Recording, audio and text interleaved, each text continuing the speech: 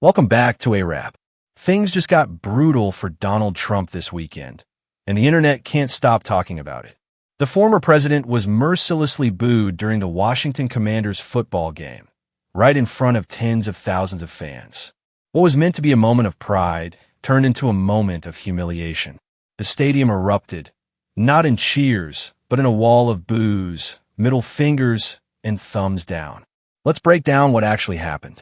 Trump showed up at the NFL game expecting applause, cameras flashing, and maybe a few chants in his honor. Instead, the crowd completely turned on him.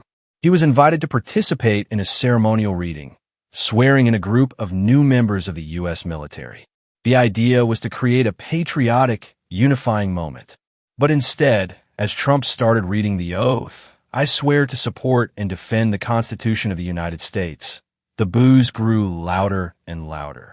It was so bad that even the loudspeakers couldn't drown it out.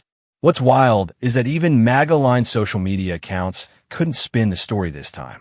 One prominent account, Johnny MAGA, fumed on X, formerly Twitter, saying, "This is the most disgraceful thing I've ever seen."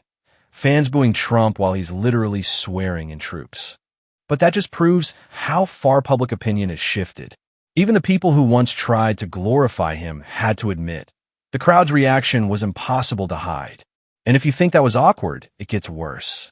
After the booing incident, Fox Sports decided to bring Trump into the commentary booth as a guest. And that's when the game broadcast turned into a full-blown political infomercial.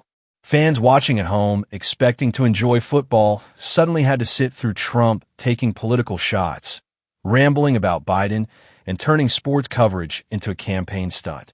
Even Fox hosts seemed caught off guard, as the focus shifted from touchdowns to Trump talking about his successes. But social media lit up instantly, with viewers calling the broadcast unwatchable and accusing Fox of turning sports into politics. Now, beyond the stadium drama, this weekend has been one public relations disaster after another for Trump.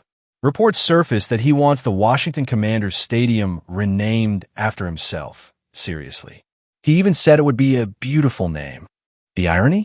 Ticket sales at venues associated with his brand have nosedived, like the Kennedy Center, where nearly half the tickets went unsold this fall after his takeover. Meanwhile, Trump's online behavior hasn't helped him either. He recently posted a fake news article from a satirical website called the Dunning-Kruger Times, a site that literally states in its About section, "Nothing here is real. If you think it is, seek help." Yet Trump shared one of their posts as fact, claiming Obama had received millions from Obamacare royalties. It's another reminder that the man who once ran the most powerful office in the world can't tell parody from reality. But the most shocking moment of all? The Trump administration reportedly sent letters to state governments demanding they claw back SNAP, food assistance, payments made to struggling families in November. Yes, you read that right. Trump wanted states to take food money away from low-income Americans. The governor of Wisconsin, Tony Evers, immediately fired back, saying simply, "My response, no." At the same time, Trump continues dangling impossible promises to his followers. He announced he'd soon give Americans $2,000 tariff dividend checks, claiming money from his trade tariffs will be distributed directly to citizens. But within hours, his own Treasury Secretary had to clarify that no such payments exist and that Trump's comments were just symbolic. In reality, economists say there's not nearly enough revenue from tariffs to make such payouts possible. It was just another headline-grabbing scam to stir up hope.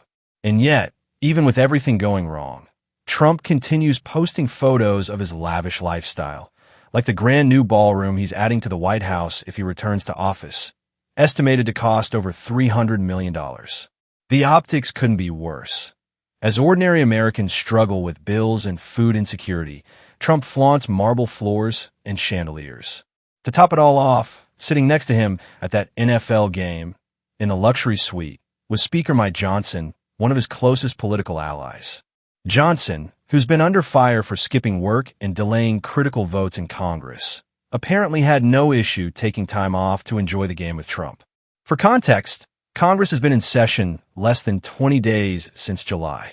That's right. While Americans face inflation, high rent, and healthcare issues, Their leaders were sipping champagne in a private box at a football game. So, what's the takeaway from this disastrous weekend? Simply put, the illusion of Trump's untouchable popularity is cracking fast. Outside of his carefully managed rallies and loyal circles, his public reception is overwhelmingly negative. The boos weren't an isolated moment. They were a reflection of how the majority truly feels. Trump's attempt to stage a patriotic moment backfired. His propaganda moment turned into public humiliation. And even his own supporters couldn't spin the truth this time. As one commentator put it perfectly, when Trump steps out of his bubble, reality greets him with boos. Stay tuned, because this story is far from over. And if this weekend was any indication, Donald Trump's comeback tour isn't going the way he planned.